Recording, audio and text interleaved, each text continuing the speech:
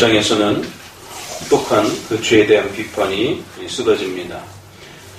그리고 2장에서는 여호와의 산에 오르자 그러면서 그 말씀으로 새롭게 되어지는 이러한 역사가 일어날 것이다. 이러한 또 초대가 아주 중요한 또 믿음의 초대로 소개가 됩니다. 그리하여 우리가 새롭게 되어지면서 결국 여호와께서 홀로 높으심을 받으시고 영광을 받으실 그러한 신앙의 회복을 소개합니다. 그리고는 바로 또 3장부터는 유다와 예루살렘의 그 죄가 무엇인지, 특별히 그들의 무질서와 또 생활 속에서 팽배해진 여러 가지 사치와 또 그러한 악행들이 소개가 됩니다. 그 결국에는 이러한 죄악 때문에 하나님의 심판을 받을 것이고, 이제 이사야에서 새롭게 등장하는 남은 자라고 하는 사상이 이 4장에서 소개가 됩니다. 그리고는 5장에 들어가서 계속 이어서 또 하나님께서 이스라엘을 포도원에 비유하면서 베푸신 그 은혜들을 잊어버린 또 그 죄를, 이번엔 신앙적 그 죄에 대한 부분들을 하나님을 무시하고 하나님의 역사들을 생각하지 않은 이러므로 나의 백성이 무지함을 인하여 사로잡힐 것이다. 이런 신앙의 이러한 부분들을 무시했던 것들을 책망하게 됩니다. 결국 6장에 가서는 그 유명한 이사야에 대한 소명이 다시 한번 소개가 되어지면서 결국 하나님께서 이러한 신앙의 새로운 회복들을 통해서 결국 남은 자를 13절에 가서는 구루터기다 라고 하는 이러한 표현이 소개가 됩니다. 남은 자 구루터기. 저희 예전에 수원에서 목사님 고향교회 친구들이 오셨는데 그 청년의 이름이 구루터기예요. 이 구루터기라고 하는 이 남은 자 사상이라고 하는 것이 또다시 소개가 되면서 7장, 8장에 가서는 심판과 구원에 대한 중요한 두 표적이 나오죠. 임마누엘이라고 하는 하나님께서 그 남은 자들에게 구원을 어떻게 베푸실 것인가? 임마누엘 방식으로 구원을 베푸실 것이다라는 것이. 그러니까 이 시점에 오게 되면 국가와 민족이 자꾸만 어려움에 처하기 때문에 유대인들의 이 후대로 갈수록 신앙의 변형이 일어나면서 구원자를 통하여, 메시아를 통하여 그들의 죄와 그들의 마음이, 죄가 해결되어지고 그들의 마음이 새롭게 되어지는 이런 식의 구원을 생각하는 것이 아니라 국가적인 회복, 다윗 왕국의 새로운 건설, 물질적이고 육신적인 그러한 회복, 이런 쪽으로 자꾸 굳어져가고 변형되는 것이죠. 그래서 선지자는 하나님이 주시려고 했던 구원의 본질은 그게 아니다. 결국 임마누엘, 처녀가 잉태하여 그 아들을 낳을 것이고 그 아들을 통하여 구원의 이러한 축복이 주어질 것이다라는 거예요. 그 임마누엘. 그리고 반대로 무서운 심판에 대해서 마할 살레 하스바스. 너희가 너무 가볍고 심판이 속히 임할 것이다. 이러한 이제 책망의 내용이, 심판과 책망의 이런 표현들이 한 아이와 또 이런 두 아이를 통해서 상징적으로 또 소개가 됩니다. 그리고 다시 9장에 가서 그 아이를 다시 한번 소개하기를, 그건 빛이 되시는 그런 아기고, 또 이 임마누엘은 한 아기 형태로 태어날 것이며 그가 다윗의 그 역사를 이루어갈 것이다. 그러니까 다윗의 그 역사라고 하는 것은 국가적인 그러한 회복이 아니라 오히려 그들이 기대한 방식이 아닌 전혀 다른, 오히려 아기와 같은 그러한 모습으로, 그러니까 왕으로 오실 것이다 이렇게 말하지 않고 아기로 온다. 이건 참 그 상대적인 표현인 것입니다. 그러니까 예수님이 예루살렘을 입성하면서 멋진 백마를 타고 들어가는 게 아니라 뭘 타고 들어갔죠? 나귀. 그 어느 복음에서는 나귀를 타고 갔다 이렇게 돼 있고, 어느 쪽 복음은 나귀 새끼를 타고 갔다 이렇게 또 돼 있단 말이에요. 그것도 나귀 어미도 아니고. 생각해 보세요. 조랑말 같은 거를 이렇게 타고 들어가기 얼마나 우스꽝스러운 모습인가. 의도적으로 예수님은 그들이 자신을 왕 삼을까봐 육신적인 국가적인 그런 어떤 왕으로 추대할까봐 오병이어 사건이 일어났을 때도 도망가셨고 예루살렘에 입성할 때도 절대로 예수님을 국가적인 그러한 왕으로 생각하지 못하도록 이 사람들이 그걸 바라보면서 저게 뭔가 오히려 손가락질 받을 것처럼 그런 모습이란 말이에요. 왕이라 추대받던 그런 선생님이 조랑말을 타고 또각또각 이렇게 들어오는 그런 모습들을 볼 때 얼마나 그게 이상했겠는가. 베드로가 검을 빼서 예수님을 잡으러 온 자들을 대적하려고 하니까 검을 쓴 자는 검으로 망한다는 거예요. 도로 그 검을 꽂으라는 거예요. 왜? 이 어떤 군사적인 국가적인 어떤 거대한 힘의 조직을 그런 식으로 메시아를 생각했단 말이에요. 철저히 차단시키는 겁니다. 예수님. 이사야에서도 그동안에 잘못됐던 그런 부분들을 하나씩 바로잡으면서 장차 하나님이 베푸실 구원의 이 영광스러운 축복은 처녀를 통하여 태어나며 아기를 형태로 태어나며 그 아기가 연약하지만 평강의 왕으로 그렇게 인정받으실 것이다라는 거예요. 그러면서 10장에 넘어가서는 또다시 이제 죄를 소개하는데 이번에는 아수르의 죄에 대해서 소개를 합니다. 그러면서 막대기요 몽둥이다. 아주 그 도끼다. 이런 표현들. 굉장히 새로운 관점이죠. 여러분 히스기야 시대를 생각해 보시기 바랍니다. 바로 그 시대에 지금 이사야 선지자가 함께 사역하고 있습니다. 거대한 신흥 초강대국이 그렇게 막 물밀처럼 막 몰려오는데 이사야는 그걸 보면서 하나님의 손에 들려있는 하나의 몽둥이에 불과하다. 그 몽둥이 다 쓰면 버리는 것이다. 하나의 도구라는 거예요. 그러니까 세상을 바라보는 관점과 가치관이 전혀 다른 방식으로 하나님이 주인이시다. 그 손에 돌려있는 도끼다. 톱이다. 그럼 버리면 그만이다. 이런 것이에요. 자, 그러면서 11장에, 그러니까 8장부터 11장까지는 대략 그 구원자 메시아에 대한 부분을 집중적으로 이렇게 정리를 해주고 있습니다. 당신들이 기대해야 될 그러한 메시아는 어떤 모습인가? 그래서 11장에 들어오면 한 싹, 한 가지, 이새의 줄기에서 나오는 한 자손이 될 것이다. 그 위에 성령의 충만함과 지혜와 총명함으로 그렇게 구하실 것이고, 이제 그분이 오시면 11장 9절에 이는 물이 바다를 덮음같이 여호와라는 지식이 세상에 충만해질 것이다. 그러니까 그분을 통해서 어떤 왕국을 기대하는 것이 아니라 그분을 통해서 말씀을 깨어닫고 배우고 그래야 하나님에 대해서 이해하는, 하나님에 대해서 깨닫게 되는 이러한 풍성함들이 가득 찰 것이다라는 기대가 전혀 다른 겁니다. 그러면서 12장에 가서는 이제 한 단락이 끝을 맺는 거예요. 하나님은 나의 구원이시라. 나의 힘이시며 나의 노래시며 나의 구원이시다. 이런 아름다운 일을 온 세계 가운데 행하실 것이고, 그렇기 때문에 나는 너무너무 감사합니다. 그래서 감사의 노래가 이렇게 또 담겨서 소개가 됩니다.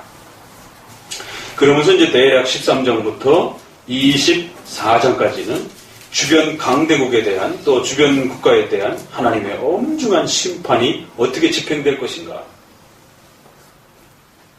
이것이 한 묶음으로 이제 묶여져서 집중적으로 다뤄집니다. 그리고 앞부분에서 아수르에 대해서 잠깐 소개했던 그 부분을 다시 옮겨서 좀 더 구체적으로 다룹니다. 그러니까 선지자는 단지 열왕기 상하처럼 그 역사에 중요한 일들이 뭐가 있었는지를 잘 소개해주는 것이 아니라 역사 속에 일어났던 그 사건의 그 중요한 포인트를 어떤 식으로 이해하고 바라보고 깨닫고 자기의 삶에 적용해야 되는지 그 관점을 이렇게 조정해주고 그것을 해석해주는 거지. 역사를 보는 그 많은 관점들이 있습니다.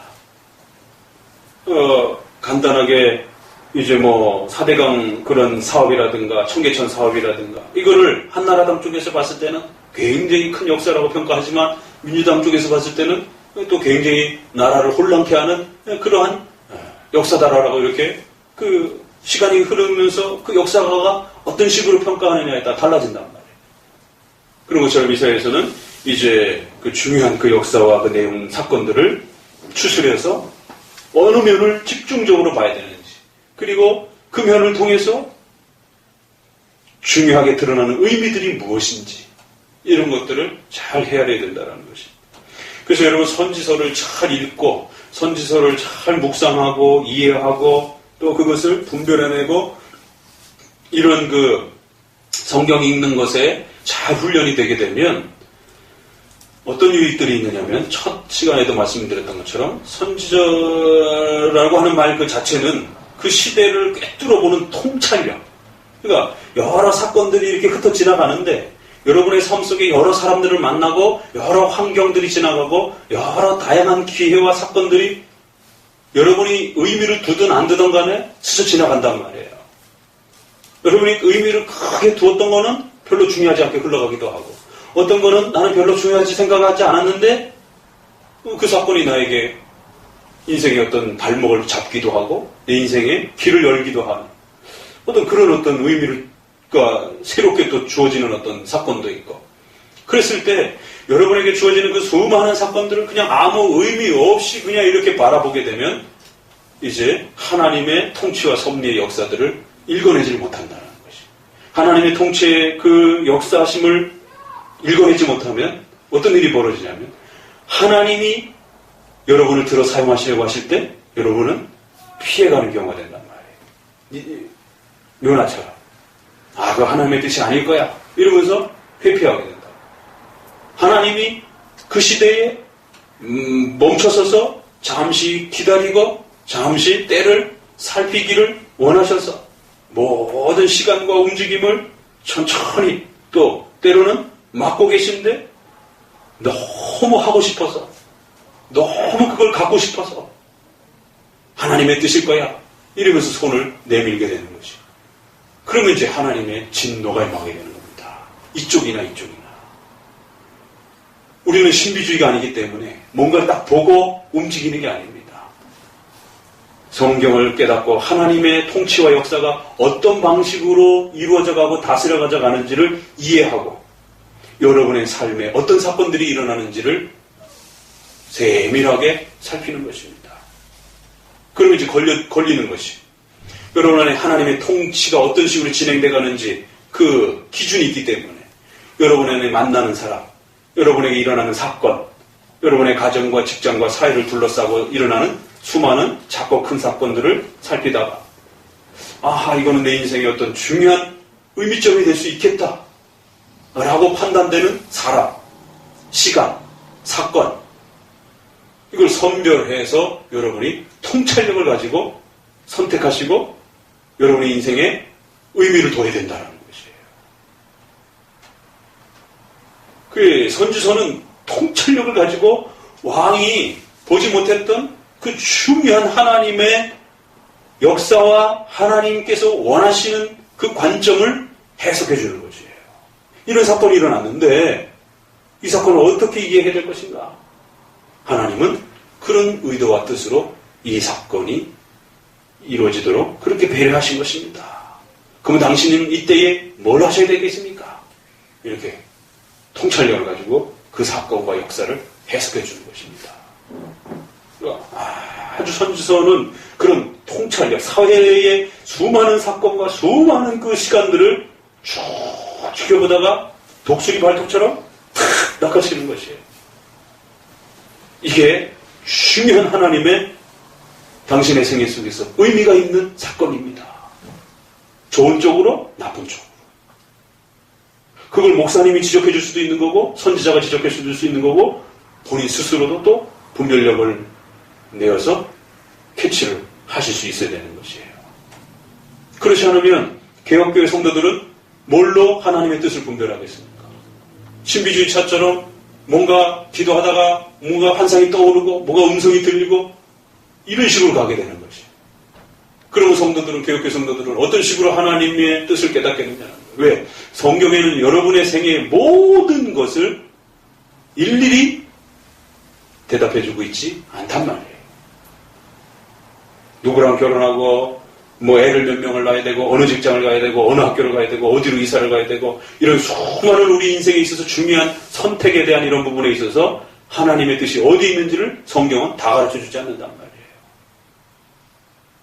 성경은 우리 인생에 있어서 모든 것을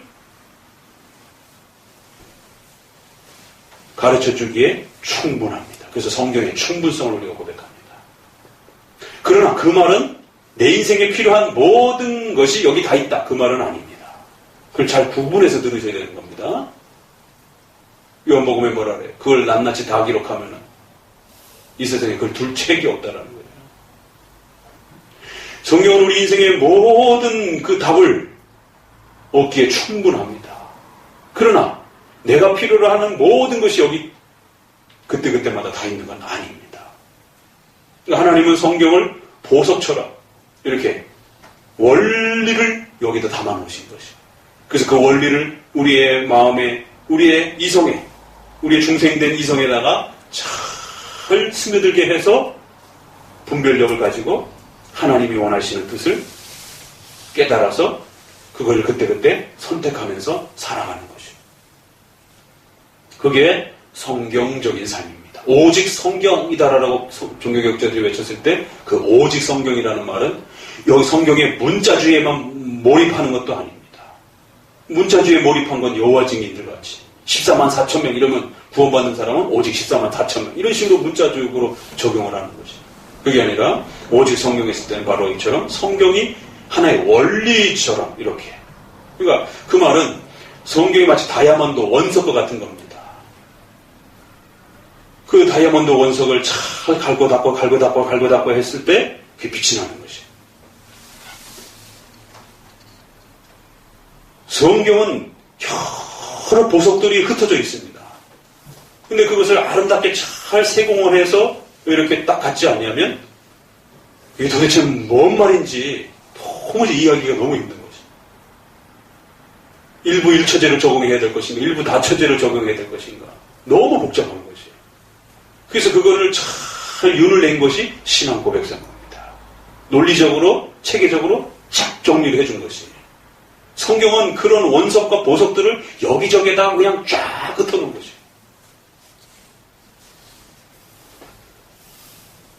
그 목사님이 강의를 지금 신학교에서 하고 있는 거를 신약을 하고 있는데 녹음을 할 거 미처 생각을 못 해가지고 지난주부터 녹음을 했는데 고린도전서부터 녹음을 하기 시작했는데 마태복음부터 할 걸 좀 놓쳤어요.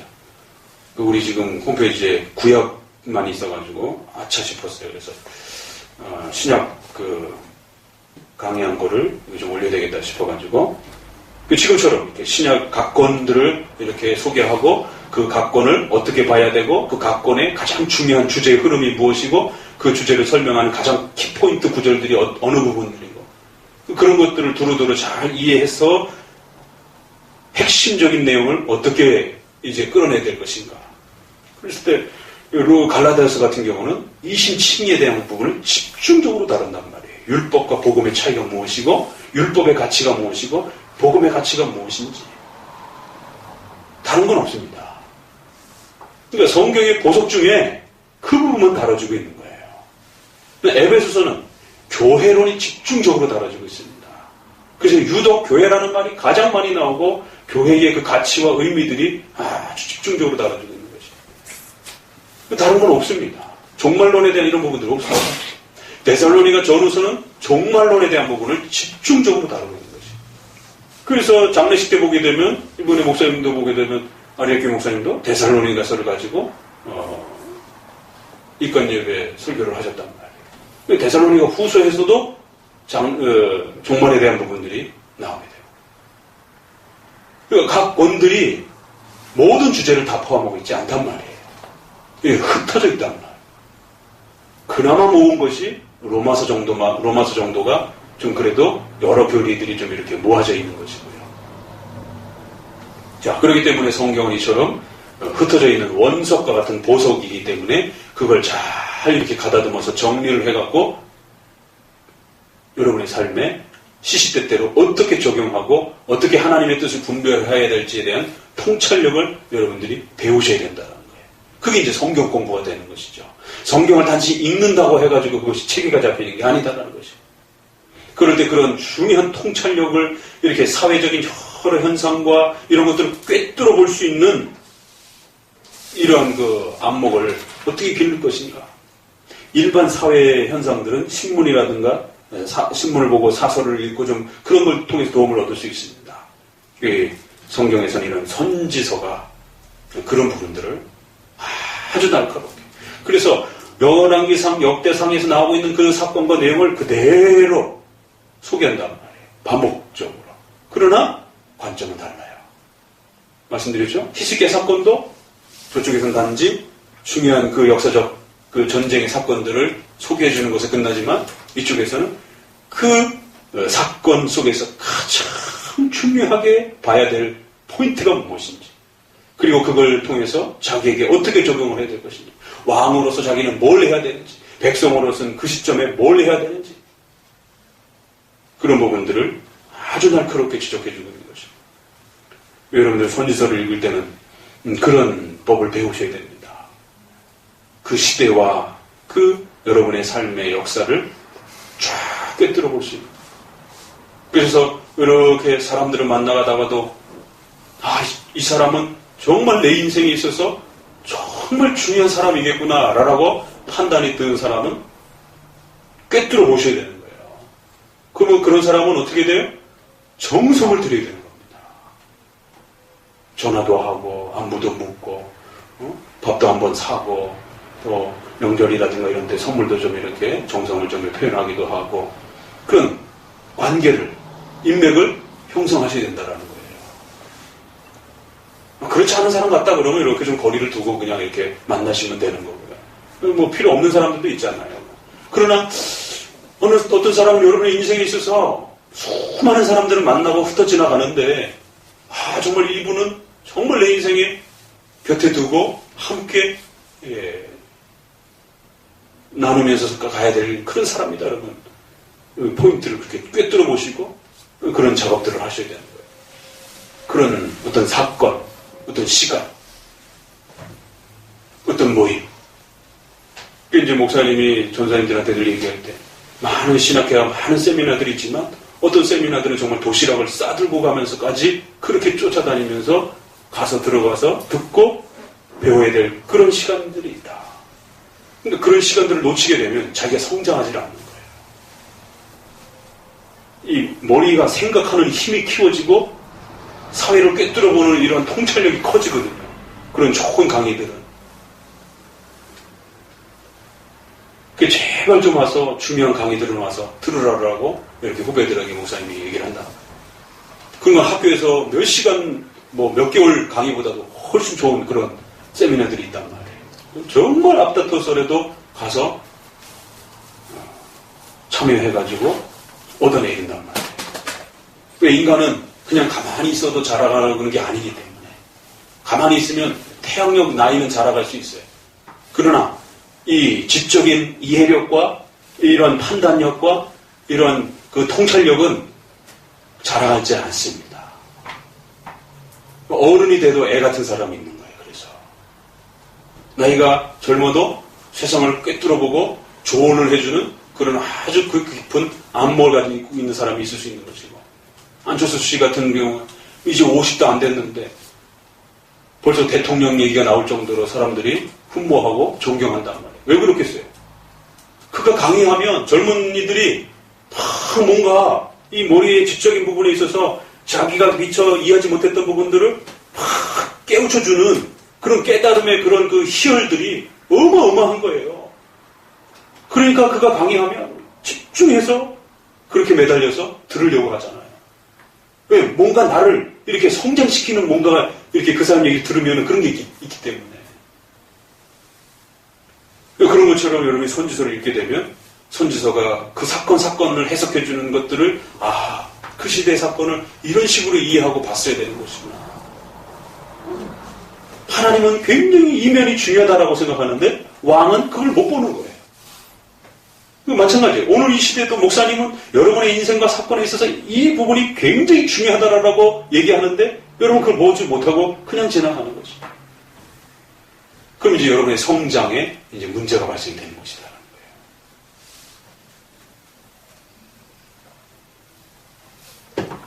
사람이 쭉 살아가다가 마치 낚시를 하는 것처럼 아까 말씀드렸던 것처럼 탁 이거다 싶을 때는 희생을 하고 달겨들어서 정말 배우고 또 뭔가를 해야 될 그런 중요한 인생의 시점들이 있는 거죠. 꿰뚫어보고 통찰력을 갖고 그것을 얻기 위하여 이렇게 움직여야 되는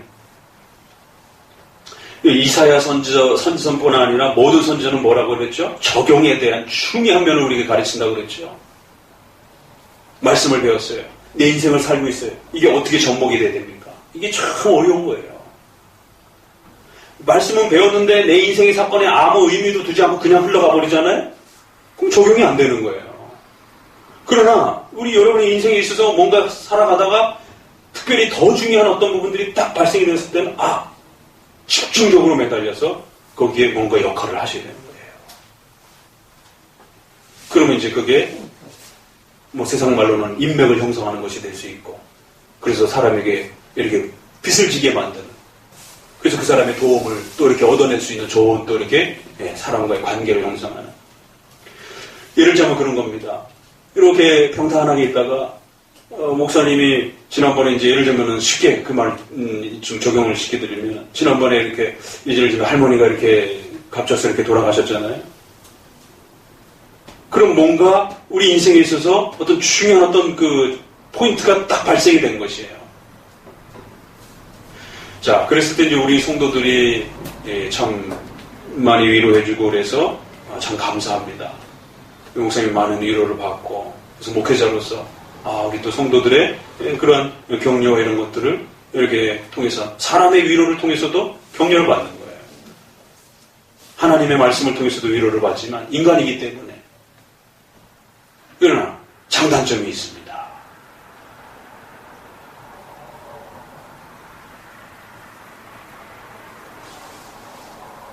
그게 참 잘하셨는데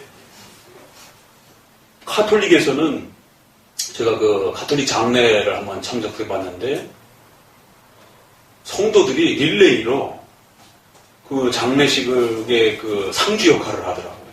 이야, 대단하더라고요. 그들은 그걸 채워야 천국 간다 생각하기 때문에.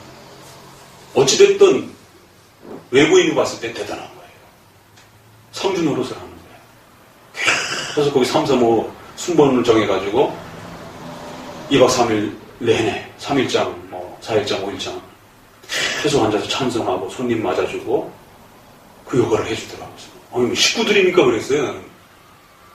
식구처럼 이렇게 하시길래 그래서 성당에 그 교인들이 다 그러더라고요. 그래서 성당에서 이렇게 하십니까? 그랬더니 그렇게 순번을 정해가지고 이렇게 돌아가면서 이렇게 한다 그러더라고요. 꼬박 밤 새우는 거예요. 그냥 상주하고 똑같이 그냥. 와, 그러니까 굉장히 놀랐어요. 그 지난번에 그 저희 고향 청년의 그 고향교회 목사님이 돌아가셨잖아요. 그래서 갔다 왔는데 그때 이제 그 사모님하고 이제 오랜만에 만나면서 이제 얘기하고 거기에 또 이렇게 집사님들하고 이렇게 얘기하고 그러는데 이제 옛날 우리 생각하면서 이렇게 얘기하고 그러다가 그 얘기를 하시더라고요. 거기서 이제 장례식에 이렇게 앉았는데 이제 집사님들이 이렇게 이제 수고하시고 그래서 거기 또 워낙 손님도 많고 그러다 보니까 요즘 청년들은 옛날 청년 우리 때하고 좀 많이 다른 것 같아 뭐 이러면서 왜요 그때 거기 교인들이 한 200명 가까이 되는데도 청년들이 봉사를 안 해 이런 거예요. 왜요 그랬더니 청년들이 그냥 손님이야. 아이고 청년들이 와서 저기 이렇게 손님들이 많은데 좀 와서 같이 좀 봉사 좀 안 합니까? 그랬더니 안 한대. 그냥 이렇게 와서 문상만 하고 그냥 이렇게 가는 것이에요. 그러면서 막 그런 고민 얘기들을 하더라고요. 그래도 참 그렇구나, 요즘에는. 그 이제 그럼 우리는 어떤가, 그럼? 그 이제 우리 인생에 있어서 사람들을 만나고 여러 시간들이 지나가면서 어떤 중요한 시점이 딱 발생이 되잖아요. 그럼 여러분들이 그런 게 이제 통찰력이라는 것이에요. 여러분에게 하나님께서 뭔가를 요구하는 시간이 딱 되었을 때는 집중해서 매달리셔야 되는 거죠. 그런 의미를 둬야 되는 어떤 행동들을 하셔야 된다는 거예요. 그 이제 다행히 이제 우리 장례는 위로 예배, 처음 스타트할 때 위로 예배, 첫날. 그 다음에 입관 예배, 그 다음에 발인 예배, 하관 예배. 사실은 교인들은 적어도 그 네 예배는 다 참여를 해야 되는 겁니다. 사실 이번에 목사님이 아무 얘기 안 했어요. 그냥 우리 집사님이 다 몰아가셔가지고 근데 이렇게 참여해서 하셨는데 참 감사해요. 근데 원래대로는 그 교인들이 다 그 역할들을 해주는 것이에요. 왜? 목사님이 상주기 때문에. 더더욱이나. 일반 장로님이라든가 또 혹시라도 교인 중에 누가 이제 상을 당했다 그러면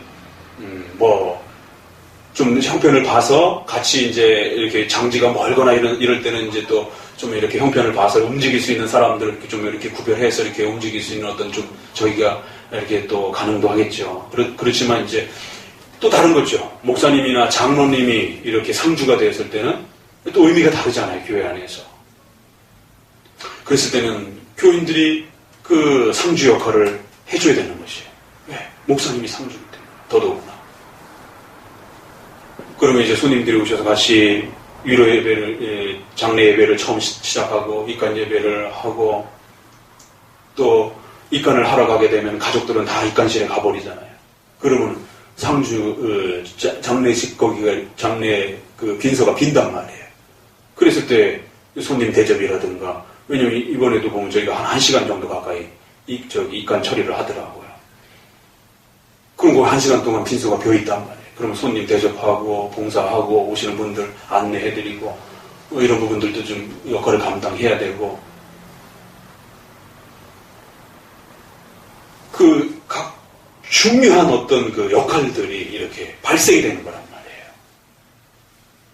그건 재정적으로나 어떤 에너지적으로나 시간적으로나 여러 면에서 어떤 일이 발생이 되는 것이에요. 하나님이 우리 인생에 어떤 중요한 어떤 의미를 둬야 되는 어떤 사건들이 발생이 되게 되면 통찰력을 가지고 파바바바박 하고 움직이셔야 되는 거죠. 하나님의 그 뜻이 이렇게 분별이 되야 되는 이때 내가 뭘 해야 되는 것인가. 예배들을 이렇게 사실은 이제 목사님은 미안해서 발인 예배까지도 이렇게 참 오지 말라고 했는데 또 이렇게 집사님이 이렇게 해갖고 오셔서 참 너무 감사했는데 이제 응부를 할 사람이 없어가지고 남경호 목사님하고 이렇게 김영구 목사님하고 이렇게 목사님을 부탁을 했어요. 그리고 이제 사람이 빌까봐 아리엘 목사님이 아무리 생각해도 안 되겠는지 고 집사님을 부르시더라고요. 고 집사님도 자기 사업하고 계시는 분인데 안 되겠는지 결국에는 차를 운행을 아리엘 목사님을 모시고 결국에는 이제 예비 인력으로 오셨더라고요. 없으면 내가라도 하겠다라고 하면서 오셨더라고요. 그래서 너무 감사하더라고요. 이제 사촌들이 좀 오셔야 되는데 그 사정 좀 들으셨지만 좀 그런 갈등이 있어가지고 사촌들이 많이 안 하셔요. 이제 그러다 보니까 이제 하간 예배가 이런 부분들이 이제 공중에 이렇게 붕 떠버린 거예요. 재수씨들이라든가 이렇게 좀 와야 되는데 많이 오질 못해가지고 사모님이 거기 인부들하고 손님들하고 막 30명 가까이 되는 보면 다 사모님이 혼자서 그냥 그거를 음식 대접하고 뒷정리하고 막 애들이 그 산을 막 수십 번씩 올라내리고 말이야. 다리 알 다 베겨가지고 막 좀 높은 데다가 이렇게 산소를 마련해가지고. 그게 또 목사님은 또 어떻게 해요? 목사님이라도 또 인부가 없으니까 막 때 입힐 때 장기로 양복 걷어차키고 그냥 가갖고 그냥 땅 파고 그냥 막 이거 뭐 사모님하고 녹초가 돼버린 거죠. 자, 그랬을 때 이제 앞으로도 알고 계셔야 된다. 교회 목사님이나 장로님이나 이런 어떤 직분과 위치에 따라서 또 여러분의 어떤 직장에서도 마찬가지고 어떤 중요한 그러니까 가까이 또 아니면 멀리 우리가 거기에 따라서 부조금도 이렇게 액수가 달라지는 것처럼 그렇잖아요. 그죠? 가장 가까운 가족인데, 뭐 한 3만 원, 이렇게, 뭐 결혼식이라든가 이렇게 하면 사회적 상식에서도 욕을 먹는 것이에요. 그건 통찰력이 없는 겁니다. 여러분, 직장이나 가정이나 교회에서 가장 가까운 이런 인맥이 형성됐을 때는 그런 그 재정면에 있어서도, 일에 있어서도, 시간 참여에 있어서도 그렇게 분배가 되는 거예요. 그러니까 뭐 월간치 이렇게 인사치레로 하는 사람이라면 그런 정도로 이렇게 그 관계가 되는 것이고. 그런데 이제 입간 주일 오전 예배 드리고, 여러분은 이제 어떤 생각에서 그런지 모르겠지만 시간이 비니까 우리 율동공원 가서 좀 쉬다 오자. 그러길래 목사님 그냥 그런다고 그러니까 그냥 그러십시오. 그냥 목사님 그랬어요. 그렇지만 그거는 좀 더 통찰력이 있으셨어야 되는 것이에요. 왜? 2시가 그 입간이었거든요. 2시부터 3시까지 싹 비워버렸다. 그리고 입간 예배를 4시에 이제 이렇게. 그럼 또 4시 아래 교회 오시게 되면 또 손님 맞을 준비를 해야 되고, 오시면 또 갑자기 손님이 20-30명 들이닥치면 또 식사 준비들을 이렇게 해주고, 좀 날라주고, 이 준비를 이렇게 해고 그래야 되는데, 이 중간에 교인들이 확 비워버린 거예요. 그럼 우리 하림이라든가, 이렇게 젊은 청년들이 좀 이렇게 청소도 해주고, 좀 이렇게 봉사도 좀 하고, 왜냐면 돈이 너무 나갈까봐 아주머니도 한 번밖에 사실은 안 쓴 거거든요. 왜냐면 한 사람당 추가할 때마다 10만원씩 해서, 상주회사에서는 뭐, 2사람, 3사람 더 쓰는 게 어떻겠느냐. 우리 손님 많지 않으니까 그냥 한 번만 그냥 하십시오. 이렇게 쓰는 건데. 그러다 보니까 이제 그 손질, 업무 같은 거 이런 것들은 이제 현빈이가 거의 다 그냥 이렇게 하고 그랬는데. 이제 그런 부분들이 이렇게 딱 발생이 됐을 때 통찰력이 있어야 된단 말이에요. 이거는 사회생활도 그렇고, 가정생활도 그렇고, 교회생활도 마찬가지입니다. 사회생활, 가정생활에서는 통찰력이 없으면 명절날이라든가 이럴 때 며느리라든가 사위라든가 자기 역할을 못하게 되면 욕 엄청 먹게 되는 것입니다.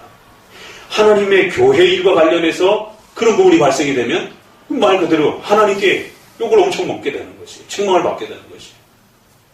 왜? 하나님의 뜻을 분별하지 못한 그런 부분으로서. 약간 좀 아쉬움이 남았어요, 사실은. 이게 참, 이렇게 처음부터 이렇게 해서 모든 예배를 잘 이렇게 참석해 주시고, 이렇게 해서, 그런 건 감사하지만, 한 부분에서 그렇게 좀 같이 봉사해서 좀 이렇게 모자라는 일선들을 좀 이렇게 같이 거들어주고, 좀 이렇게, 부분들을 이렇게 하는 부분에 있어서. 그리고 또 이제 워낙 직장 생활들이 다 이렇게 짜맞춰져 있다 보니까, 목사님 입장에서는 중이 제 머리 못 감는다고, 그렇잖아요. 하간씩까지 쫓아가서 좀 도와달라. 이렇게 목사님 입에서는 말하기가 어려운 것이에요. 그런 거는. 더더욱이나 우리 문화에서는 그렇잖아요. 그죠? 그러니까 본인이 알아서 이렇게, 딱 눈치 보니까, 이거 안 되겠구나. 목사님이 뭔가 이 사람들이 많이 없겠구나. 정 안 되시는 건 어쩔 수 없지만, 뭐 교인들끼리 이렇게 좀 서로 시간이 될 수 있는, 이제 그런 일들이 이렇게 통찰력이라는 것이에요. 그 이제 장지에 가서 아리엘교 목사님이 상당히 이제 많이 고생하시고 애를 먹고 있고 그러셨는데, 그 이제 마무리 해주시고 막 이러면서.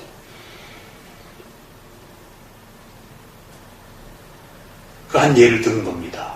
그러니까 우리 사회의 어떤 교회적 일에 있어서, 여러분의 개인의 인생에 있어서 이처럼 중요한 어떤 사건들이 일어났을 때 그걸 어떻게 꿰뚫어 봐야 되는가. 꿰뚫어 본다는 얘기는 그 사건 속에 여러분이 얼마만큼 참여해야 되고, 어느 정도로 참여해서 움직여야 되고, 이런 것들이 이렇게 분별력이 되고 선택해야 될 그런 입장에 이제 서게 된다는 겁니다.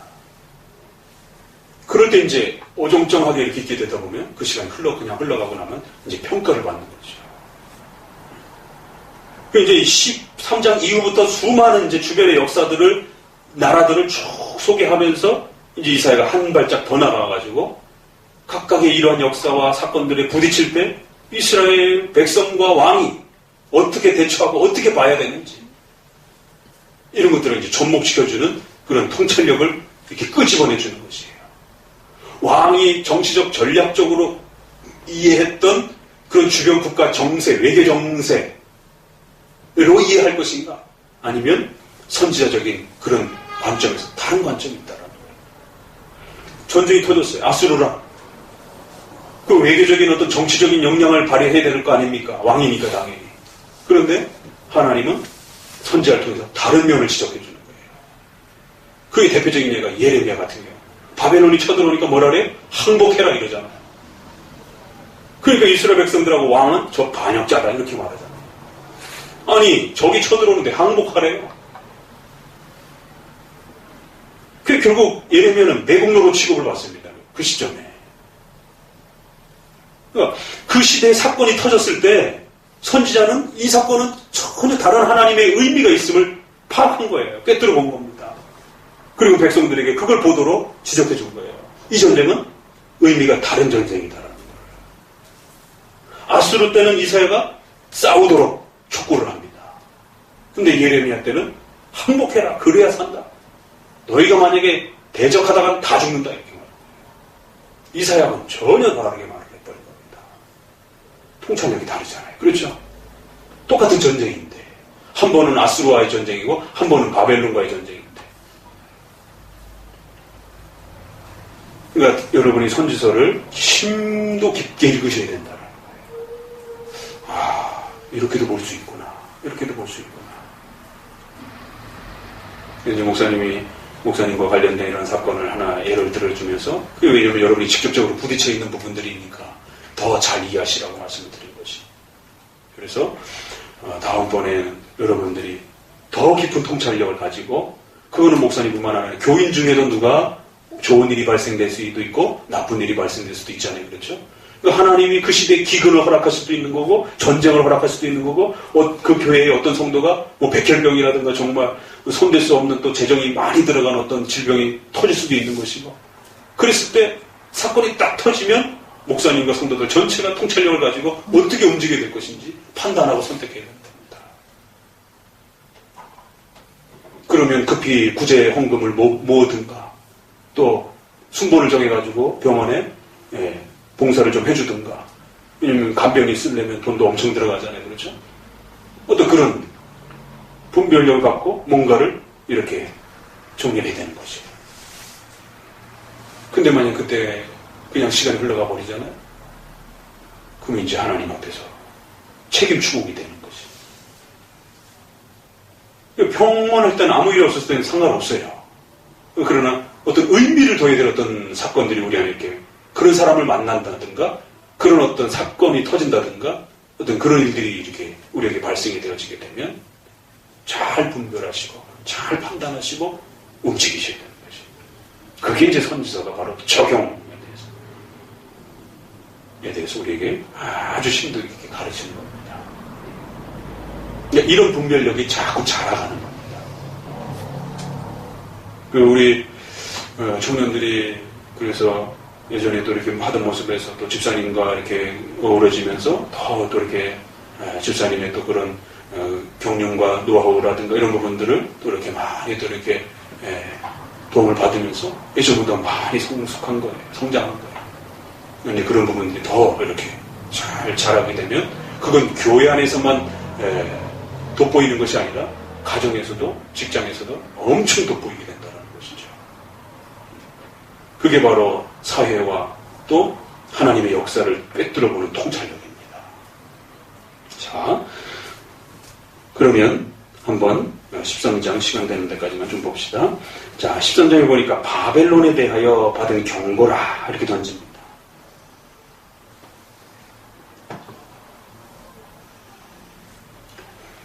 바벨론에 대하여 이제 5절 같이 읽어봅시다. 무리가 먼 나라에서 하늘가에서 왔으며 곧 여호와와 그 지조의 병기다. 온 땅을 멸하려 함이로다. 6절 너희는 애국할지어다. 여호와의 날이 가까웠으니 전는 자에게 멸망이 임할 것이로다. 네. 아수르도 그 거대한 그 세력이었는데 하나님의 도끼다. 하나님의 막대기다. 몽둥이다. 이러면서 전혀 다른 관점을 소개하면서 하나님이 온 우주 만물의 주인이요 창조주임을 보도록 촉구합니다. 그 이제 신은 강대국인 이제 바벨론도 역시 새로운 관점을 소개하기를 그 진노의 병기다, 도구다. 그럼 우리 히스기야로 돌아가 봅시다. 바벨론과 동맹해가서 아수르를 막으려고 했잖아요. 그렇죠? 그렇게 움직이려고 하던 바로 그 히스기야를 생각하면 이 말씀이 히스기야에게 어떻게 와닿겠는가. 너가 의지하고 마치 너에게 큰 힘이 될 것처럼 여겨지는 그 바벨론을 넌 어떻게 그렇게 생각하느냐라는 거예요. 바벨론은 하나님의 손에 들려있는 도구요, 병기라는 것이. 바벨론을 의지하려고 애쓰지 말고 너가 하나님 앞에서 하나님의 마음을 제대로 살피고 있는가를 봐야 된다는 거. 바벨론도 역시 병기다. 그리고 이제 이사야에서 여러분이 새롭게 만나는 단어가 여호와의 날. 그 반복되는 아주 중요한 키워드들이 있습니다. 이 여호와의 날. 그 이제 이사야에서 하나님의 최후 심판에 대한 부분이 이제 여호와의 날 이런 식으로 이제 소개가 됩니다. 신약에서는 이제 이것이 최후 심판으로 이제 이렇게 또 발전돼 가지고 하나님이 정해놓은 시간까지만 사용하는 그런 도구들이라는 거예요. 결국 마지막 하나님의 심판 날에는 그 전체가 결국 멸망당할 것이다라는 겁니다. 11절에 보니까 내가 세상의 악과 악인의 죄를 벌하며 교만한 자의 오만을 끊으며 강포한 자의 거만을 낮출 것이다. 13절에 나 만군의 여호와가 분하여 맹렬히 노하는 날에 하늘을 진동시키며 땅을 흔들어 그 자리에서 떠나게 하리니. 이 바벨론에 대한 이러한 부분을 한마디로 정리하면서 하나님의 심판을 위하여 준비되어진 그런 도구다 이렇게 말합니다. 그리고 또 이제 17절을 보니까 보라 은을 돌아보지 아니하며 금을 기뻐하지 아니하는 메대 사람을 내가 격동시켜 그들을 치게 하리니. 참 기가 막힌 것은요, 아니 바벨론은 아직 강대국도 되지도 않았습니다. 지금은 이사야 시대는 아시리아가 초강대국을 형성하고 있는 그런 시대예요. 아시리아에 대해서 그렇게 말하면 이해가 되는데, 아니 이제 저 변방의 저 조그만 나라에 대해서 바벨론을 얘기를 하고, 그리고 그 바벨론을 멸망시킬 메데아 파사를 얘기를 하고 있는 거예요. 얼마나 멀리 내다보고 있습니까? 그렇죠. 그 메데아 파사라고 하는 나라가 역사적 관점에서 보게 되면 장인 사위 관계를 맺어가지고 메데아하고 파사가 두 나라가 이렇게 힘을 합쳐가지고 조금 더 커집니다. 그런 역사적 관점에서는 그렇게 보지만 이쪽에서 봤을 때 그런 행위 하나하나들이 하나님이 결국 그 마음과 시간들을 열어놓으셔서 결국 메데 파사가 일어날 것이고, 그 나라는 결코 어떤 돈 보고 이렇게 봐주고 뭐 이런 사람들이 아니다. 그들은 오로지 멸망시키는 데에만 집중해갖고 덤벼드는 그런 어떤 특징을 갖고 있다. 이렇게 말을 하는 거죠. 그 16절에 보니까 어린아이들은 그 목전에 매어침을 입겠고 그 집은 노략을 당하고 그 아내는 욕을 당하리라. 성경에서 가장 무서운 그 진노 표현 중에 하나가 바로 이런 표현들입니다. 애들을 갖다가 땅바닥에 산채로 내 패대기 치겠다라는 것이. 그리고 그 아내들은 전부 다 이방 남자들에게 강간당하게 만들겠다라는 무서운 말입니다. 이렇게 잔혹한 그런 대우들이 어디 있겠습니까? 바벨론에 대해서 엄히 경고하면서 메데 파사라라고 하는 그러한 민족, 보통은 바벨론이라든가 이렇게 보게 되면 이렇게 저기 그리스도 그렇고 알렉산더도 그렇고 점령하면 속주 국가로 만들어 놓고 조공 바치고 그냥 어느 정도 유지해 준단 말이에요. 그렇죠. 로마도 그렇고. 근데 메데 파사 같은 건 좀 더 독특한 나라예요. 그래서 아주 어떤 이런 그 노예를 받고 뭐 금은 보화를 받고 뭐 이런 수준이 아니라 그냥 영토를 넓히는 거에 아주 그냥 이게 몰두하는, 그래갖고 들어가면 그냥 막 다 전멸시켜 버리는 이런 어떤 그 고대의 나라의 특징을 갖고 있으면서 그런 모습을 빌어가지고 또 얼마나 혹독하게 바벨론이 멸망할 것인지. 자, 그럼 14절에 여호와께서 야곱을 긍휼히 여기시며 이스라엘을 다시 택하여 자기 고토로 두시리니 나그네 된 자가 야곱 족속에게 가입되어 그들과 연합할 것이다. 결국에는 야곱은 회복될 것이다라는 거예요. 여호와께서 안식을 주실 것이다. 그러면서 5절 같이 읽어봅니다. 여호와께서 악인의 몽둥이와 패권자의 홀을 꺾으셨도다. 예. 그러니까 그 거대한 나라들을 멸망시키고 이렇게 세우고 새로운 나라를 또 이렇게 세우고 그 이전 나라는 멸망시키고 이게 하나님의 계획과 손안에 달려있다는 거예요. 또다시 말씀되죠?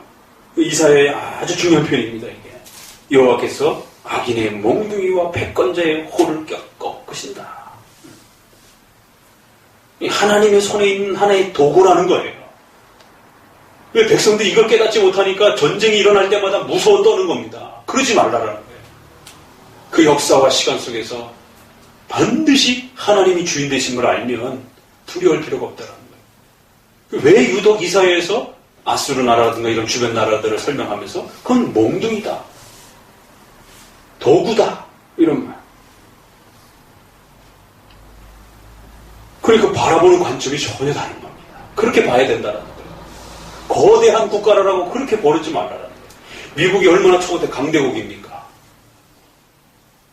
근데 그 미국이 막 휘청휘청 하는 거예요, 요즘에. 그죠? 경제 문제 때문에. 야, 미국이 저렇게 흔들릴 줄 누가 알았겠습니까? 유럽의 그 선진 국가들도 막 부도가 나니 안 나니 그래갖고 막 영국, 프랑스, 스페인 이런 나라들이 초강대국들이었는데 이런 나라들이 막 휘청휘청 하잖아요, 지금.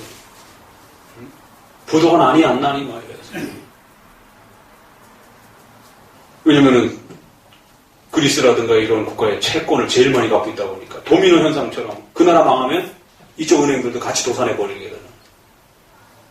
그리고 또 미국대로 또 경제 나빠져가지고는 실업률이라든가 주택값 다 빠져가지고는 미국도 그냥 돈을 세 번째 또 찍어내야 되는 많이 막 이래가면서 지금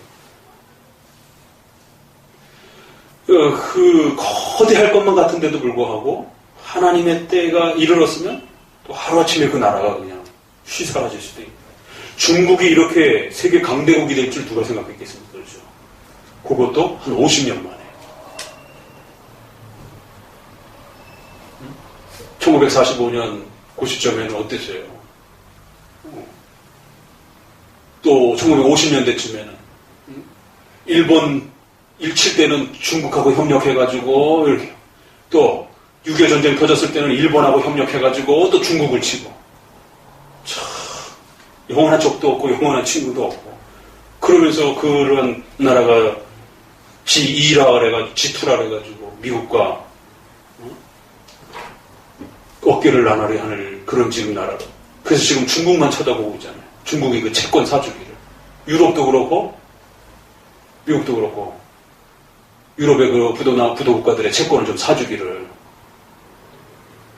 세계 최고 그 미국 그 달러를 제일 많이 갖고 있는 나라가 중국입니다. 우리나라 한 3천억 불 되나? 2천 몇억 불 얘기는 얼마 전에 들었는데 중국이 제일 많이 갖고 있는 거예요. 미국이 막 돈 찍어내면 중국이 사는 거예요. 그러면 이제 결국 나중에 그 채권 딱 갖고 있다가 미국이 막 우리나라 남북한 문제와 관련해서 막 시끄러운 소리 하고 막 이러면은 우리 채권 판다? 딱 이러면 미국의 경제가 휘청휘청해질 수 있는 겁니다. 총칼만 안 들었지 경제전쟁이라는 말이 그런 거거든요. 기분 나빠? 채권 팔아버려 이거.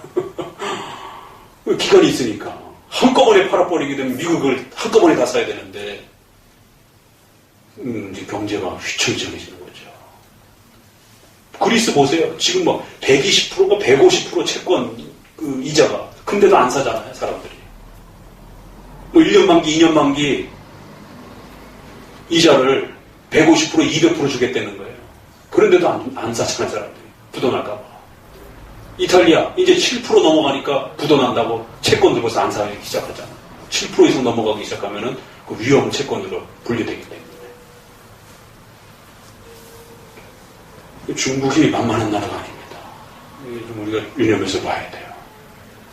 자, 그런데 그런 관점으로 볼 게 아니라 성경적 관점으로 보니까 구절을 보면 또 이렇게 말해요. 아래의 음부가 너로 인하여 소동하여 너의 온물 영접하되.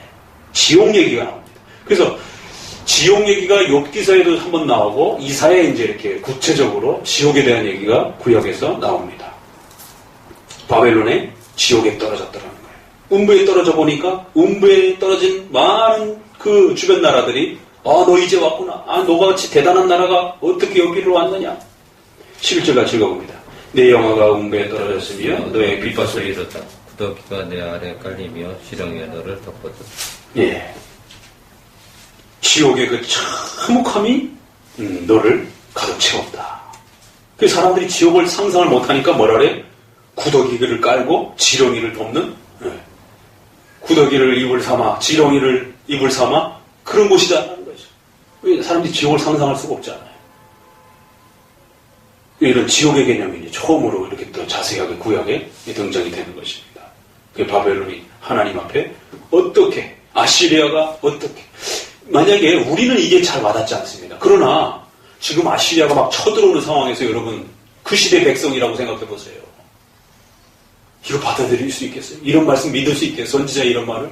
참 믿기 어려운 겁니다. 미국을, 중국을 그거 아무것도 아니다. 이렇게 우리가 생각할 수는 없잖아요. 그렇죠? 지금 우리 시점에서. 그럴 때 이제 우리의 관점을 어떻게 가져야 될 것인지, 이 나라의 전망이 누구에게 달렸는가? 중국과 러시아와 일본과 미국 사이에 껴서 그런 정치적인 면도 있지만 적어도 기독교인들은 달리 봐야 된다는 것이에요. 우리나라의 통일을 어떻게 해결해야 될 것인가? 적어도 개혁신앙인들은 달리 봐야 된다는 겁니다. 자, 그러면서 이제 12절에 읽어봅니다. 유명한 구절이기 때문에 여기는 별표를 좀 해놓으세요. 너 아침에 아들 계명성이여 어찌 그 하늘에서 떨어졌으며 너희 얼굴을 자에 어찌 그 땅에 치는가. 예수. 내가 내 마음에 이르기를 내가 하늘에 올라 하나님의 묵별 위에 나의 보좌를 높이리라. 내가 15절까지요. 의 사이에 자정하니라. 가장 높은 구름에 올라 지극히 높은 자와 비그리라 하도다. 그러나 이제 내가 곧 구덩이의 맨 밑에 까치 우리로다. 예. 그러면서 바벨론을 말하기를 너는 아침의 아들 계명성이여. 그 계명성이 하몬으로 표현되는데 우리 식대로 말하면 금성이라는 뜻입니다. 왜 이걸 금성이라 그러냐면 우리 하늘에서는 금성이 제일 반짝거리는 별이잖아요. 그죠? 가장 빛이 세단 말이에요. 그러니까 너 바벨론이 그렇게 아주 가장 멋있는 별로서 그렇게 휘황찬란했는데 어찌 떨어져서 지옥에 그렇게 이르렀느냐.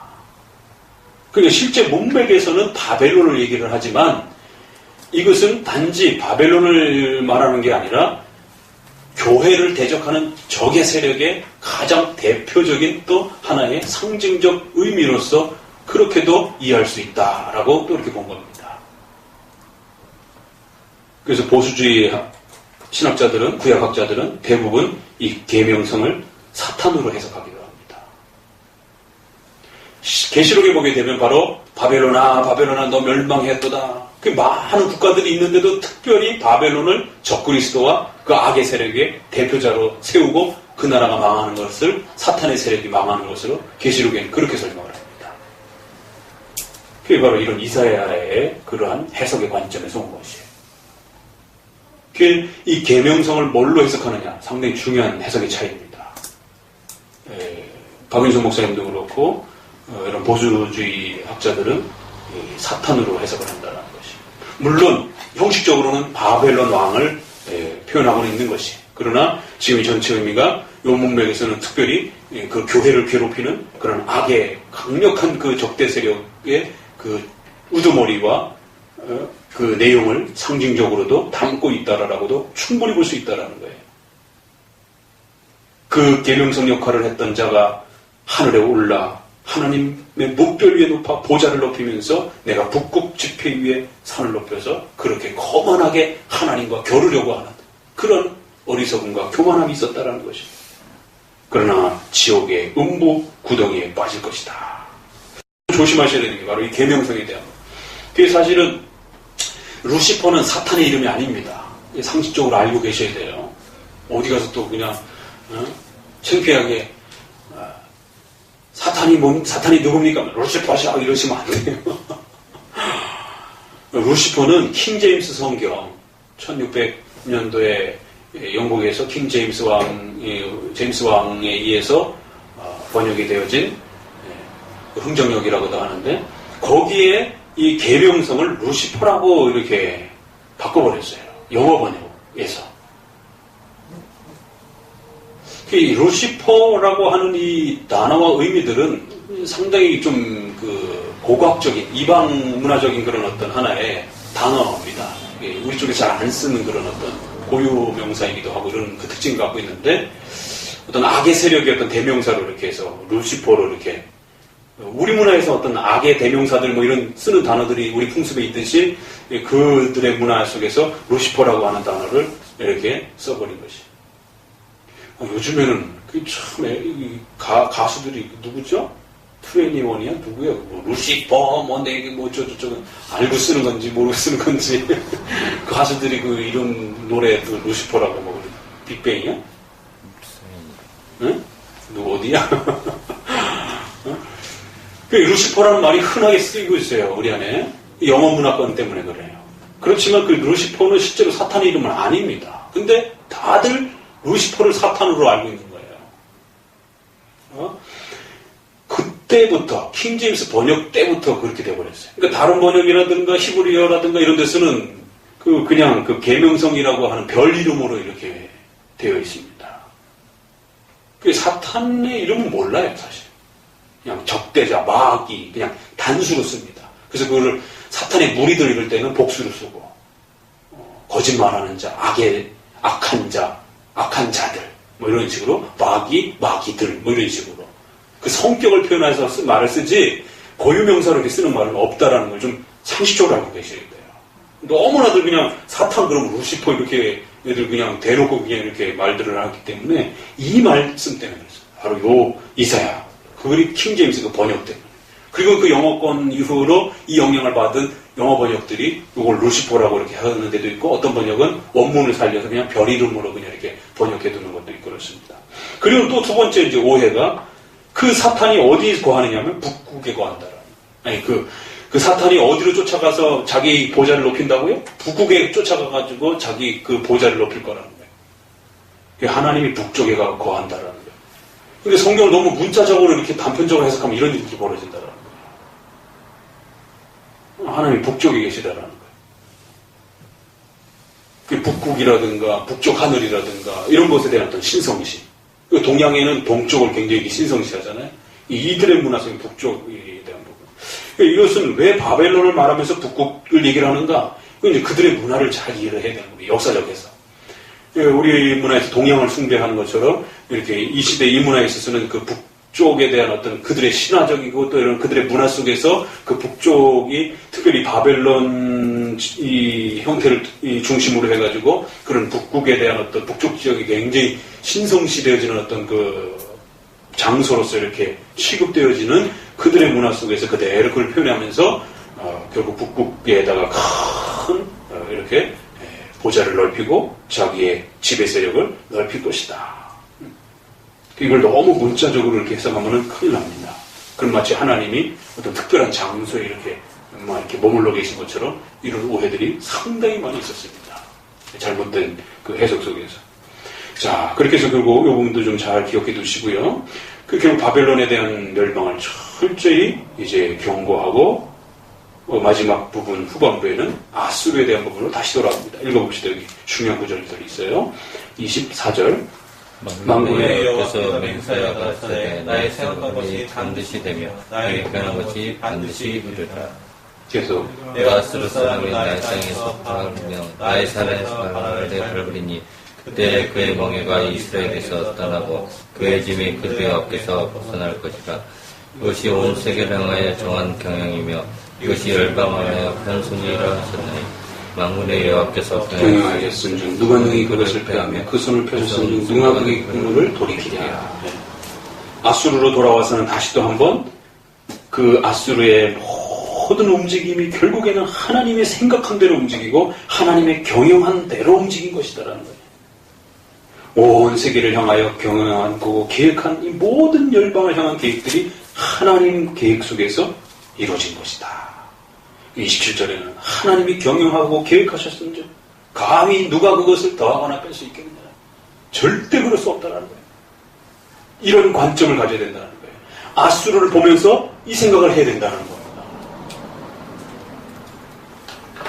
과연 이걸 그 시대 백성들이 수용할 수 있겠는가. 지금 막 아수르가 막 쳐들어내고 있는데 하나님의 절대 주권에 대한 강력한 촉구입니다. 그렇죠? 네. 현장 교육이에요. 그러니까 현장에 아수르가 막 쳐들어오는 그 시점을 바라보면서 그들의 두려움을 극복하면서 그 아수르에게 종언을 바칠 게 아니라 하나님께 굴복하라라. 하나님께만 굴복하면 그 아수르는 얼마든지 내일이라도 돌아갈 수 있다라. 그런데도 백성들은 그걸 이해를 못하는 거예요. 그러니까 오늘 여러분에게도 마찬가지입니다. 여러분에게 그 거대한 세력이 뭘로 다가올 수 있겠어요? 명예로도 다가올 수 있고 돈으로도 다가올 수도 있고 여러 가지 각가지로 우리 삶에 있어서 거대한 어떤 세력으로 여러분에게 이렇게 압박을 가할 수 있습니다. 그러면 이제 씨 뿌리는 뷰에서처럼 먹고 사는 문제 때문에 세상의 재리와 염려 때문에 각가지 이런 어떤 거대한 세력 때문에 말씀 듣다가도 그 말씀을 적용하지 못하고 그냥 잃어버리는 거예요. 그렇게 될 수 있다는 거죠. 그러니까 그렇게 보지 말고 여러분의 우리에게 있는 이 거대한 이 흐름과 이 세력들을 그렇게 보지 말라는 거예요. 그 너머를 보라는 겁니다. 하나님이 그들을 붙잡고 있고 여러분에게 뭔가를 요구하시기 때문에 이 거대한 이 지금 압박이 여러분 앞에 와 있는 것이다. 그럼 하나님께서 뭘 원하시는지 깨달으면 이 문제는 얼마든지 해결될 수 있다는 겁니다. 그렇게 봐야 된다는 거예요.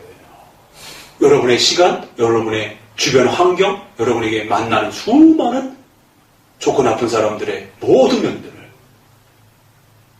그런 통찰력을 갖고 계셔야 된다는 거예요. 참 얼마나 귀한 말씀이 온 세계를 향한 정한 경영이고요. 하나님이 계획하시고 경영하였습니다. 누가 그걸 움직일 수 있겠다는 거예요. 아무도 못 움직인다는 거예요. 이런 말씀들을 우리가 깊이 이렇게 좀 묵상하셔야 되는 말이에요. 그리고 이제 블레셋 한 번 더 이렇게 언급을 하고 또 맺습니다. 그러니까 그 주변에 있는 나라를 여기저기 끄집어 오면서 백성들이 뭘 깨달아야 되는지 그 나라들의 역사와 움직임들을 꿰뚫어 볼 수 있는 그런 신앙의 중요한 통찰력들을 전해주려고 하는 것을 보게 됩니다. 그래서 대략 15장, 14장까지만 좀 이렇게 하도록 합니다. 기도합니다. 하나님 감사합니다.